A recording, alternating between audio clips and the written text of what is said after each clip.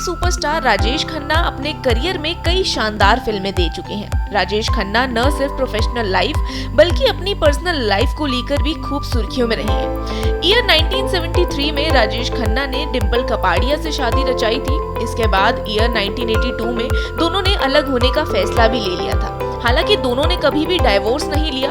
एक तरफ personal life में उथल पुथल और दूसरी तरफ स्टारडम ढलने से राजेश खन्ना काफी चिड़चिड़े हो गए थे। इसके बाद राजेश का नाम अनीता अडवाणी के साथ जोड़ा गया था। कहा जाता है कि दोनों लंबे वक्त तक लिव इन में रहे थे।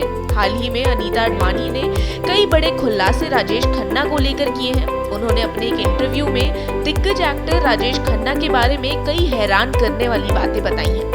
राजेश की कथित प्रेमिका अनीता ने बताया कि कैसे एक्टर अक्सर मिजाज और चिड़चिड़ापन से जूझते थे। अनीता ने इंटरव्यू में ये भी बताया कि ईयर 2000 में उन्होंने राजेश खन्ना के साथ रहना शुरू किया था।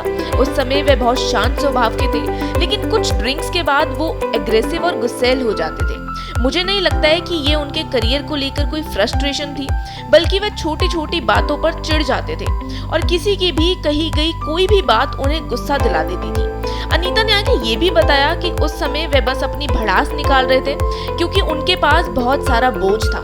अनीता ने अपनी बात को आगे बढ़ाते हुए ये भी बताया कि वो मुझसे कहा करते थे, अगर मैं तुमसे नहीं लड़ूंगा तो किससे लड़ूंगा। जब वो लड़ते थे तो वो एक छोटी सी बात पर भी चिढ़ जाते थे, जैसे कि मैं कह दूं कि उनका कमरा गंदा है और फिर वो कहते थे, हाँ हम है ही गंदे, तुम ही सिर्फ साफ हो। उन्होंने मुझ पर कभी हाथ नहीं उठाया, लेकिन जब मैं कुछ गलत कहती थी या करती थी तो वो मजाक में मुझे मारते थे, लेकिन वो कभी हिंसक नहीं होते थे। अनीता अडवाणी ने ये भी बताया कि उनके रिश्ते में उतार चढ़ाव भी आए हैं। उन्होंने कहा, हम बहुत झगड़ते थे और मैं गिनती भी नहीं कर सकती कि हमारे बीच कितनी बार बहस हुई है। मैं डायरी लिखती थी तो उन्हें लगता था कि मैं उनके बारे में लिख रही हूँ। कई बार मैं डरकर अपनी बहन के घर भाग जाती थी। वो कॉल करते थे, मैं डर की वजह से फोन नहीं उठाती थी। इसके बाद वो किसी न किसी स्टाफ को भेजते थे जो एक बड़ा हैम्पर और एक छोटा सा नोट लेकर आता था।